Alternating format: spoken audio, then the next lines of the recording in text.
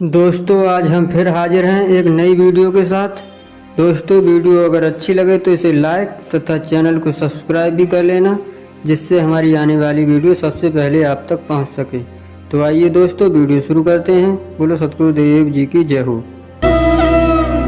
इस भ्रम का निवारण करने के लिए परमेश्वर कबीर जी ने बहुत सी कथाएं सुनाई, बहुत से प्रवचन किए, वाणी सुनाई, पर नहीं हमारे गले उतरी नहीं।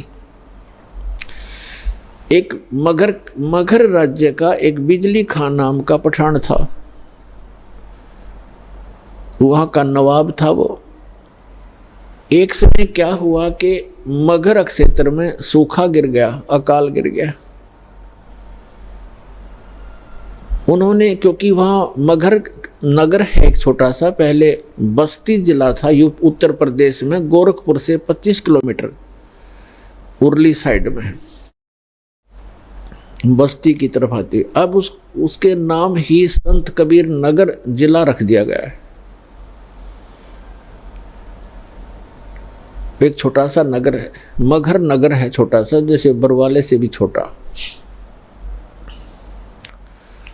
तो वहां सूखा गिर गया। उसमें हिंदू भी इतने ही हैं, मुसलमान भी बराबर की, दोनों आधी आधी आबादी है उनकी संख्या। तो सभी हिंदुओं ने अपने गुरुओं, ब्राह्मणों और सभी संतों और ये पत्रा वत्रा देखने वाले, इन सब से, भविष्य वक्ताओं से भी पूछ लिया।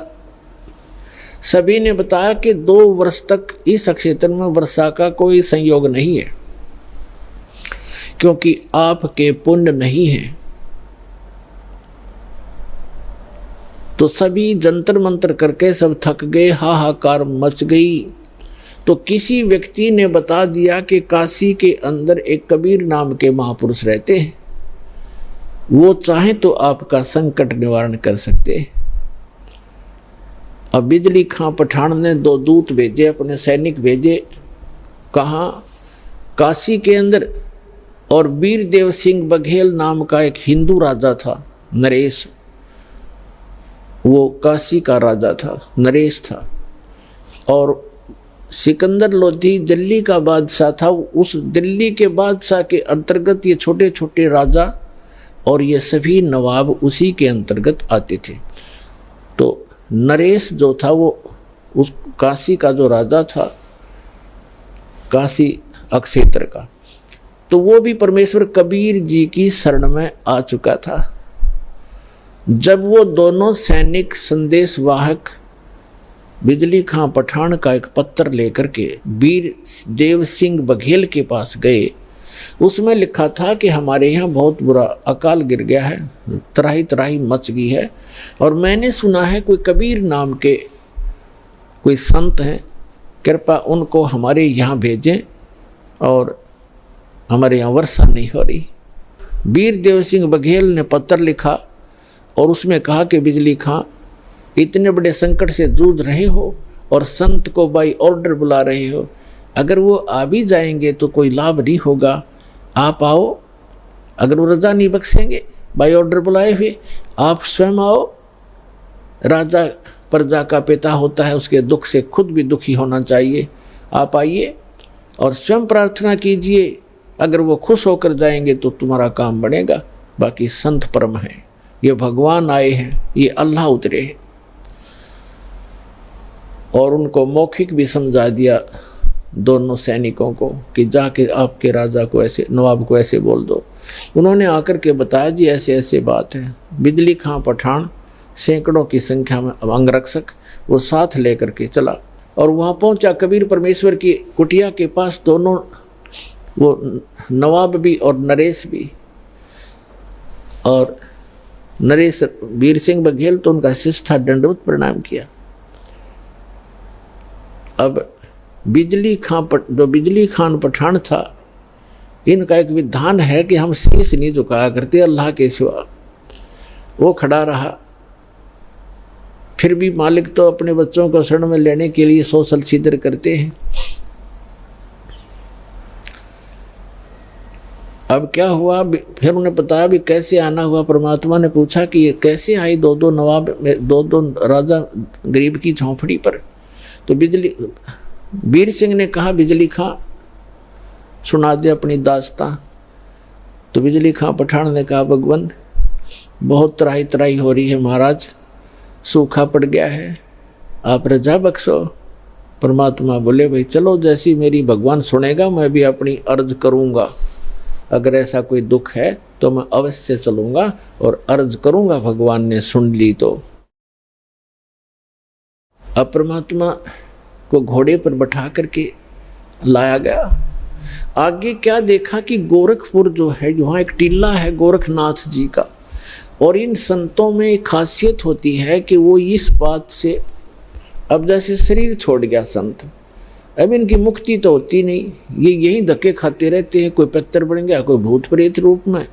और जो पितर टाइप हो जाते हैं वो शरीर अपना अन्य जो अच्छी कुछ थोड़ी बहुत भक्ति पूर्व जन्म की या वेदों तक की साधना कर लेते हैं, वो कभी भी शरीर में प्रकट हो जाते हैं, दिखाई भी दे जाते हैं और फिर अंतर्ध्यान हो जाते हैं। तो गोरखनाथ ने सोचा, अकाल तो ये गिरना ही गिरना है। यदि कोई संत आया और यहाँ आकर के उसने कोई जंतर मंत्र करके कोई थोड़ा बहुत छिड़का करवा दिया तो तेरी महिमा कम हो जाएगी। अब गोरखनाथ, एक तालाब, एक सूखी तलैया थी, छोटी सी जोड़ी खेतों में होती है, थोड़ा सा पानी आ जाए, वर्षा हो जाए तो उसमें 5-4 महीने का जल उसमें भर जाता है, थोड़ा ही होता है वो क्षेत्र। छोटी तलैया उस सूखी पड़ी थी, उसके किनारे एक वृक्ष के नीचे अपना वो त्रिशूल गाड़ के बैठा, ऐसे आसन पदम लगा के। परमात्मा ने गोरखनाथ को देखा, अरे साधु महात्मा आए हैं, बिजली खां रोको, घोड़े को रोको। रोका, कबीर साहब नीचे उतरे, प्रणाम किया, प्रणाम नाथ जी। नाथ जी बोले प्रणाम। तो कबीर परमात्मा ने कहा कि बिजली खां, अरे आपके नगर में देखो कितने महापुरुष बैठे हैं, ये जो चाहे सो कर सकते हैं, अर्ज करो इनसे। बिजली खां पठान ने कहा, महाराज जी ऐसे ऐसे बहुत बुरा हाल हो गया, त्राही त्राही मच गई है और कुछ दया करो, जल की व्यवस्था करो, वर्षा करवाओ। गोरखनाथ जी उठे, त्रिशूल उठाया, उस जोड़ी सूखी तालाब के बीच में जाकर त्रिशूल मारकर ऐसे निकाल दिया। उसमें से एक फुहारा निकला पानी का, और देखते ही देखते वह तलैया पानी की भर गई, वह जोड़ी। और परमात्मा कबीर साहब ने कहा, देखो भाई देखो, कमाल हो गया, अरे देखो ये तो खुद भगवान उतरे हैं और आपका देखो कैसे इन्होंने पानी पानी कर दिया, वो बन गया काम आपका, देखो।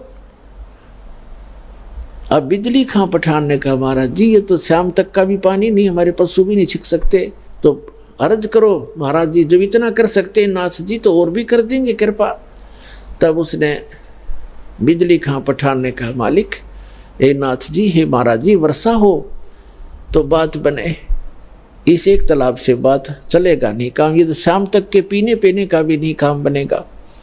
तब नाथ जी कहते हैं कि इस क्षेत्र में 2 वर्ष तक वर्षा होने के कोई योग नहीं है, ये तो मैंने अपने कोटे से तुम्हें ये जल दिया है, इससे आगे मेरे बस की बात नहीं है, और कोई और हो तो खोज लो उसको।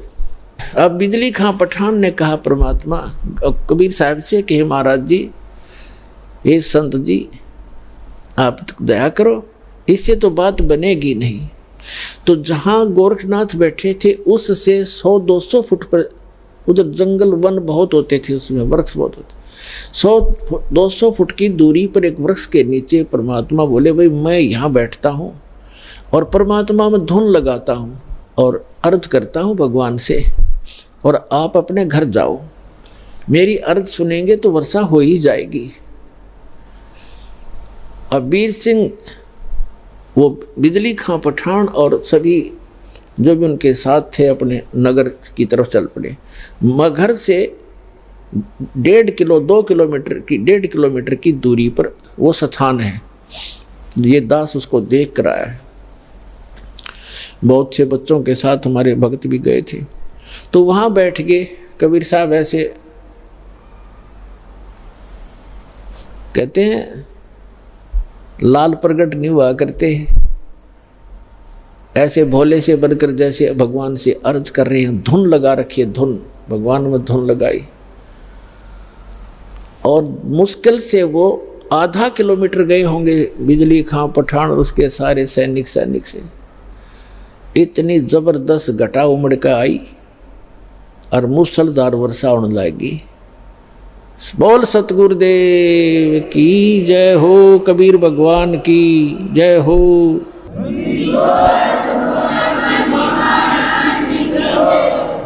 कर दिया सब एक कम एक, सारे तालाब भर दिए, ठाठम ठाठ कर दिए। अब बिजली खां पठान सारा नगर उठ के आ गया। अरे गोरखनाथ तब आ गया जब कि यो तब तेरी बेइज्जती और करड़ी होगी, कहीं नू ना पता लग जा मैं गोरखनाथ हूँ।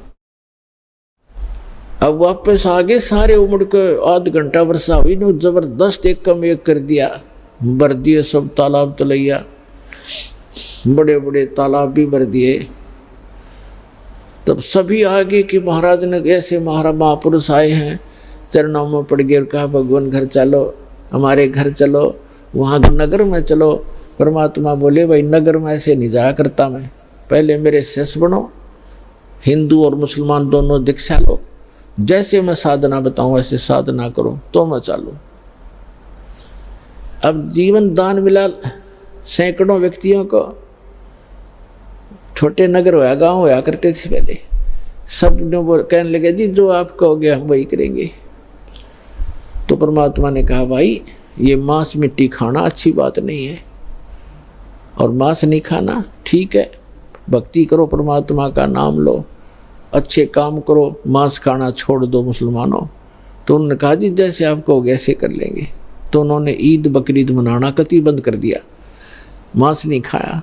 बाकी ईद बकरीद वाले दिन खीर ख्यार बना के खान लग गए अपने। कहने का भाव ये है कि परमात्मा ने केवल अपनी समर्थता दिखानी थी। जब नगर में गए, एक व्यक्ति था जुलाहा, उसके संतान नहीं थी, और उसने अर्ज करी भगवान से, हे परमात्मा एक संतान हो जा दास के और मेरा भी वंश चले। परमात्मा ने कहा बेटा भक्ति कर ले। कहते हैं 1 लाख पूत 1.25 लाख नाती, क्या मांगू कुछ स्थिर ना रहाई, देखत नैन चला जग जाई। 1 लाख पूत 1.25 लाख नाती, और उस रावण का दीवान बाती। आप तो एक संतान प्राप्त करने की इच्छा करते हो, और रावण के 1 लाख पुत्र थे, आज उसका कोई ज्योति दीपक जलाने वाला शेष नहीं रहा। कैसे लोक में क्या मांग रहे हो मेरे से, मोक्ष मांगो भाई। पर इतनी बुद्धि हमारा काम नहीं करती। जितनी फिर परमात्मा का आना जाना बन गया वहां पर अपने भक्तों को संभालने के लिए। तो एक मुसलमान जुलाहा था, उसके संतान नहीं थी, और बार बार जब भी भगवान जाते थे यही अर्ज करता था। तो परमात्मा ने कहा ले वे ठीक है, तू यही मांगता है तो 10वें महीने तेरे घर एक संतान, एक पुत्र आएगा। ऐसा ही हुआ। ये 10 वहाँ गया था बहुत से भक्तों को साथ लेकर के। तब वहाँ जो मगर के अंदर, अब बताऊंगा आगे चल के, उसको उसी के लिए कथा बनाई जा रही है। तो वहाँ एक व्यक्ति मिला था जो परमात्मा की वहाँ यादगार के ऊपर वो बैठा था। वो कह रहा था हमारा जो एक हमारी जो पीढ़ी चल रही है वो कबीर परमात्मा के आशीर्वाद से चली है। हम कबीर साहब के आशीर्वाद से हमारे दादाजी का जन्म हुआ था, और उसको कहते हैं मोहल्ला कबीर करम। मगर के अंदर एक मोहल्ला कबीर करम नाम का है। कबीर करम माने कबीर जी के रहम, कबीर जी के रहम से बसा हुआ एक मोहल्ला, उसको कहते हैं मोहल्ला कबीर करम। तो कह रहा था हमारा मोहल्ला कबीर करम नाम से जाना जाता है, और हम उन्हीं के आशीर्वाद से हमारा आज वंश चला हुआ है। तो पुण्यात्माओं, इस एक कथा से आपको कितना पता चला कि मासा घटे ना तिल बधे, वेदना लिखे जो लेख और सच्चा सतगुरु मेट कर ऊपर मार दे वेख। अब 60-65 वर्ष का वो जुलाहा हो चुका था, 70 वर्ष 65 से भी ऊपर उम्र हो गई थी। उनको संतान दे दी और 2 वर्ष तक उस अक्षेत्र में अकाल गिरना था, कोई वर्षा नहीं होनी थी, वहाँ वर्षा दी। ये वो समर्थ परमात्मा है जो सतगुरु जो चाहे सो करही, 14 कोट दूत जम डरही, ऊत भूत जम त्रास निवारे, चित्रगुप्त के कागज पाड़े। चित्रगुप्त के कागज धर्मराज के लेख मिटा दूं, परमात्मा कहते हैं लिखे हुए को काट कर धर दूंगा और अपना लिख दूंगा उसके ऊपर। वो करके दिखा दाता ने। तो बिजली खां पठान और वहाँ हिंदू और मुसलमान सभी परमात्मा कबीर जी के शिष्य बन गए। काफी वर्षों तक बड़ी श्रद्धा से लगे रहे। अब एक दिन परमात्मा ने जब सब लोग जाना था, अपना काम पूरा कर लिया था, अमृतवाणी बोल कर धर्मदास जी से लिखवा दी थी, तो उन्होंने कहा भी मैं काशी के पंडितों, आप ये कहते हो कि जो काशी में जो बना उसमें काशी में मरता है वो स्वर्ग जाता है, मगर मरेगा वो गधा बनता है, नरक जाता है।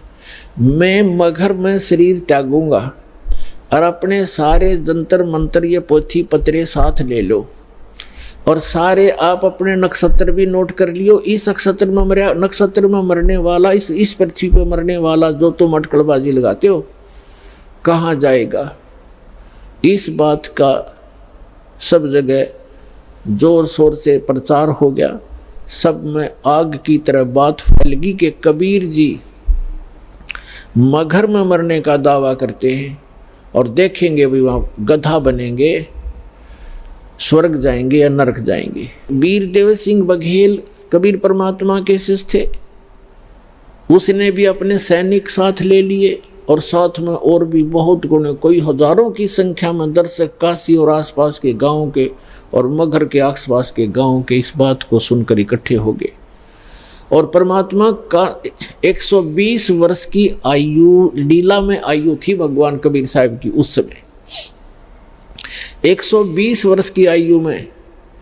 और बनारस से लेकर मगर लगभग 125 किलोमीटर 150 किलोमीटर का अंतर है। पैदल गए थे और 3 दिन में पहुंचे। अब वहां जाकर के अब बिजली खां पठान को पता चला कि गुरुजी आ रहे हैं, उनकी खातिरदारी के अंदर खूब तैयारी करवा दी सारी। अब जहां पर परमात्मा की यादगार बनी हुई है वहां परमात्मा कबीर जी जाकर बैठ गए। जिस दिन परमात्मा ने सतलोक जाना था, गमन करना था, सुबह उठकर कहा कि बिजली खां पठान मैं स्नान करूंगा। बिजली खां पठान ने कहा जी जल बहुत ला रखा है, कुएं से भरकर ला रखा है।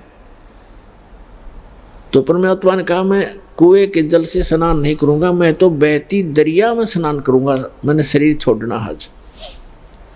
तो बिजली खां पठान और वहाँ के सभी जो सेवक थे हिंदू और मुसलमान, सब ने करबद्ध होकर कहा भगवान यहाँ पर एक आमी नदी बहा करती थी, अब उसका आमी नदी तो है पर जल नहीं है उसके अंदर, और ये भगवान शिव के श्राप से शापित है, सूख गई है। परमात्मा बोले भाई चलो दिखाओ मुझे कहाँ है वो नदी जहाँ परमात्मा ने वो लीला की थी, सतलोक गमन की, सतलोक जाने की। उससे 400-500 फुट की दूरी पर वो दरिया थी कि आओ महाराज दिखाते हैं। तो परमात्मा वहां पहुंच गए। उस दरिया के किनारे खड़ा होकर के परमात्मा ने कहा, परमात्मा ने ऐसे इशारा कर दिया जैसे चौराहे पर खड़ा हुआ ट्रैफिक का सिपाही कर देता है और सभी गाड़ियां खकौट से भाग लेती हैं। ऐसे परमात्मा ने जिधर से नदी का अपस्ट्रीम था उधर से ऐसे कर दिया खड़ा होकर। क्या देखा कि बहुत सी दूरी पर ऐसी आवाज आई जैसे बम फटता है, और कम से कम 4-5 किलोमीटर की दूरी पर उस दरिया के अंदर से ऐसा फुहारा उठा और वो दरिया भरकर चल पड़ी, फुल किनारे पर तबर गई। बोलो सतगुरुदेव की जय हो।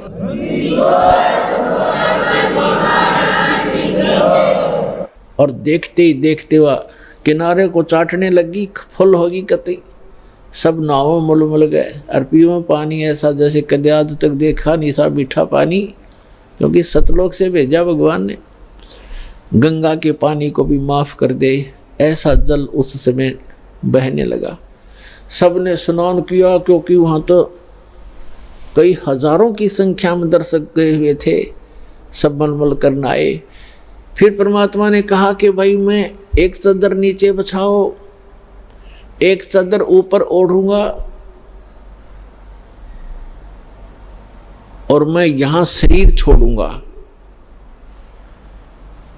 फिर परमात्मा ने देखा एक तरफ हिंदू खड़े हैं, एक तरफ मुसलमान खड़े, एक तरफ वीरदेव सिंह बघेल खड़ा है काशी का नरेश हिंदू राजा, एक तरफ बिजली खां पठान खड़ा है मुसलमान नवाब, और उसके सैनिक साथ हैं, उसके भी सैनिक उनकी साइड में खड़े, और अन्य जनता भी बहुत खड़ी है मुसलमान इधर हिंदू साइड में। वो तो अंतर्यामी थे, फिर भी उनसे पूछना चाह रहे थे कि बिजली खां पठान, आपने ये शस्त्र किस लिए ले रखे हैं? वीरदेव सिंह बघेल, आपकी सेना और ये तुम दोनों सेनाओं ने शस्त्र किस लिए लेकर आए हो? मुझे क्या खतरा था? तो वीर सिंह बघेल बिजली खां पठान वो तो बोल नहीं सके। अन्य जो जनता थी हिंदू और मुसलमानों में से कहने लगे, गुरुदेव, हिंदू वाले कहने लगे आप हमारे गुरु हैं, हम आपका अंतिम संस्कार अपने हिंदू रीति से करेंगे, इन मुसलमानों के हाथ नहीं लगने देंगे। मुसलमान कहने लगे आप हमारे पीर हो और हम आपका अंतिम संस्कार अपने अनुसार से करेंगे, अपनी रीति से करेंगे, इन काफिर हिंदुओं के हाथ नहीं लगने देंगे। परमात्मा बोले, रे भले आदमियों, 50 वर्ष तक मैंने तुम्हें क्या शिक्षा दी? हिंदू और मुसलमान तुम आज भी दो बने बैठे हो, तुम्हारी बुद्धि पर पत्थर गिर गए हैं। और पुण्यात्माओं, दास जो शब्द बतावेगा, जो भी ज्ञान कहेगा, 100% समझ लेना, बिल्कुल 100% सच समझ लेना। उस समय एक विशेष रूमर थी कि एक ऐसा भयंकर समय आने वाला है कि आपस में ग्रह युद्ध होगा, जनता एक दूसरे को काटेगी, कारण का पता नहीं। ऐसा वो भविष्य वक्ता बताया करते थे।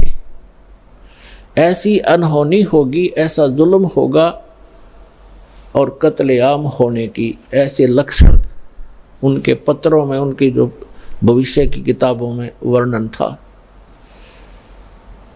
और काल तो ये चाहता ही है कि नाश हो जाए, इनका बुरा हाल हो, और मरते समय ऐसे संत के ऐसे हो जाए तो लोग इन्हों कहेंगे ऐसा कलम हुआ था, कोड नाश कराया गया, क्या एक संत था वो। तब परमात्मा ने कहा, भाई बात सुन लो बच्चों, तुमने मेरी सीख पर, मेरी शिक्षा पर अमल नहीं करा, अब तो अपने लालच वश मेरे शिष्य बने रहे, पर मेरी बात सुन लो, मेरा काला मुंह मत करो, मेरी एक अंतिम पुकार सुन लो तुम। मेरा शरीर इस, वैसे तो चदरों के बीच में शरीर नहीं मिलेगा, कोई अन्य वस्तु मिलेगी, उसको आधी आधी बांट लेना, एक चदर हिंदू ले लेना, एक मुसलमान ले लेना, और शरीर मेरा मिले तो आधा आधा काट लेना, ये मेरा आदेश समझ लेना। पर बेटा तुम लड़ियो मत, कुछ भी कर लेना, इस मिट्टी को चाहे तो हिंदू रीति कर लो और चाहे मुसलमान रीति से कर लो, तो मिट्टी हो चुकी है, जीव जा चुका होता है। तुम कुछ आंखें खोलो तो तब तो वो शांत हो गए, कोई बात ना, एक बार शरीर छोड़ने दो, फिर देखेंगे। उनका इरादा वो यही था कि छिन्नम चपटा करेंगे, लट्ठम लट्ठा करेंगे, छीनेंगे, पूरा सब लेंगे, आधा आधा थोड़ा काटा जाता गुरु जी को, वो तो अंतर्यामी थे, जान गए। तो नीचे एक चादर बिछाई, भक्तों ने श्रद्धा से नीचे 2-2 इंच फूल बिछा दिए, सुगंधित फूल 2-2 इंच, गुरुजी लेटेंगे, और ऊपर से दाता ने एक चादर ओढ़ ली। 2 मिनट के बाद परमात्मा ने आकाशवाणी ऊपर से कहा कि ए पंडितों, ए भविष्य वक्ताओं, अब अपना जंतर मंत्र लगाओ, मैं कहाँ जा रहा हूँ। और कहा परमात्मा ने कि उठा दो पर्दा, इसमें नहीं मिलेगा मुर्दा, क्योंकि हम अविनाशी हैं। जब ऊपर उन्होंने देखा कि भगवान तो वो जा रहे हैं, वो जा रहे हैं, और चादर उठाई तो सब के आकार के सुगंधित फूल मिले, परमात्मा का शरीर नहीं मिला, वो तो सह शरीर सतलोक चले। बोलो सतगुरुदेव की जय हो।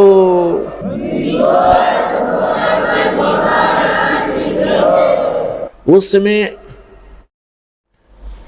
आपस में हिंदू और मुसलमान ऐसे गले से मिलकर रोने लगे जैसे अनाथ हो गए हों और एक अनमोल वस्तु खोजी हो। उनका उस दिन समझ में आई ये भगवान थे, ये एक आम इंसान और संत नहीं थे। दोनों रो रहे हैं कि हम कितने दुष्ट हैं, एक दूसरे से गले लग कर रो रहे हैं। वीर सिंह बघेल और बिजली खां पठान रो रहे हैं कि हमने अनमोल रतन खो दिया और अंत समय में हमने उनकी आत्मा को दुख दिया, हम कितने नीच हैं। पुणात्माओं, यदि परमात्मा ये रजा ना बख्शते, वहाँ कत्लेआम हो जाता, गृह युद्ध हो जाता हिंदू और मुसलमानों का। तो ये समर्थ परमात्मा है। समर्थ का शरणाग हो, रंग होरी हो, भाई कदे न हो एकाज रोम रंग होरी हो। समर्थ का शरणाग हो, कभी भी कोई बुरा नहीं होगा और नेक नीति से काम करो। तो क्या किया, एक चादर हिंदुओं ने ले ली, एक चादर मुसलमानों ने, आधे आधे सुगंधित फूल दोनों ने ले लिए। मुसलमानों ने वहाँ कब्र बना दी, उन फूलों और एक चादर को नीचे जमीन में गाड़ के, और हिंदुओं ने भी एक यादगार बना दी। अब दोनों ने वहाँ पर एक, मुसलमानों ने तो एक मज़ार बना रखी है मंदिर नुमासी, मस्जिद की तरह मंदिर नुमा, और हिंदुओं ने एक मंदिर सा बना रखा उस जहाँ पर वो फूल परमात्मा के नीचे, परमात्मा के तो सारी पृथ्वी है। वैसे उनकी उस भ्रम को निवारण करने के लिए परमात्मा ने जो लीला की थी, उन फूलों के ऊपर एक मड़ी सी बना कर एक मंदिर बना रखा है।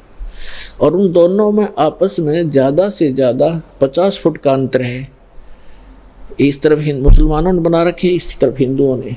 ये दास वहाँ गया था तो वहाँ के हिंदू और मुसलमानों ने बताया कि हम आज तक कभी भी उसके बाद धर्म के नाम पर लड़े नहीं हैं। चाहे कहीं पर भी हिंदू मुसलमानों का चाहे कितना झगड़ा हो गया, हम आपस में कभी हमारा रसूख नहीं बिगड़ा। उसके बाद हम इतने नम्र हो गए, हम इतना अपन गलानी बन गई हमारे दिल में, हम आज तक आपस में हिंदू और मुसलमान लड़े नहीं धर्म के नाम पर। एक वैसे तो कवा सुनी घर में भाई भाई की हो जाती है, वो अलग होती है, पर इस विषय में हम नहीं लड़े। तो इसके विषय में धर्मदास जी ने कहा था, आज मोहे दर्शन दियो जी कबीर, आज मोहे दर्शन दियो जी कबीर, आज मोहे दर्शन दियो जी कबीर।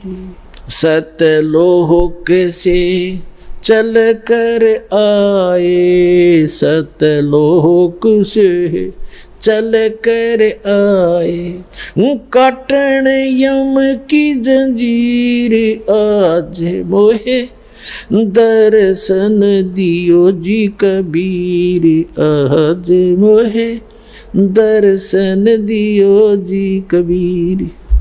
थारे दर्शन से मारे पाप कटत हैं, थारे दर्शन से मारे पाप कटत हैं, निर्मल होवे जी शरीर, ओज मोहे दर्शन दियो जी कबीर, आज मोहे दर्शन दियो जी कबीर। अमृत भोजन मारे सतगुरु जी में अमृत भोजन मारे, सतगुरु जी में ये शब्द दूध की खीर ओज मोहे, दर्शन दियो जी कबीर आज मोहे। हिंदू के तुम्हें देव कहाए, हिंदू के तुम्हें देव कहाए, मुसलमान के पीर आज मोहे, दर्शन दियो जी कबीर आज मोहे, दर्शन दियो जी कबीर। दोनों दीन का झगड़ा छिड़ेगा, दोनों दीन का झगड़ा छिड़ेगा, टोहा ना पाया शरीर आज मोहे, धर्मदास की अर्ज गुसाई, धर्मदास की अर्ज गुसाई, बेड़ा लंगाइयो पर ले तीर आज मोहे, दर्शन दियो जी कबीर आज मोहे, दियो जी कबीर। तो पुण्यात्माओं, ये वो परम पिता है जो हमारे लिए भटक रहे हैं। आप इस भक्ति काल के समय के लिए ये परमात्मा अपनी छाप छोड़ गए। जो समर्थ परमात्मा किया करता है वो उस परमेश्वर ने वो लीला की। परमात्मा मुर्दे को जीवित कर सकता है। ऋग्वेद मंडल नंबर 10 सूक्त 161 के मंत्र नंबर 2 में कहा है, पर यदि रोगी की आयु समाप्त होगी हो, इतना क्षीण शरीर हो गया हो और मृत्यु को भी प्राप्त हो करके मृत्यु देवता के पास चला गया हो, तो समर्थ परमात्मा अपने भक्त को उससे भी छुटवा कर वापस ले आता है और 100 वर्ष तक का स्वस्थ जीवन उसको देकर 100 वर्ष की आयु उसको प्रदान कर देता है। बोलो सतगुरुदेव।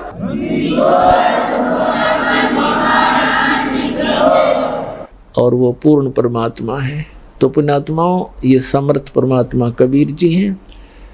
और दास फिर कहता है कि धन है आपके माता पिता जिनसे जन्म हुआ, आपकी कीमत का आपको पता नहीं, आपकी किस्मत का आपको पता नहीं, दास को पता है, क्योंकि लाल की कीमत, लाल की परख जौहरी किया करता है।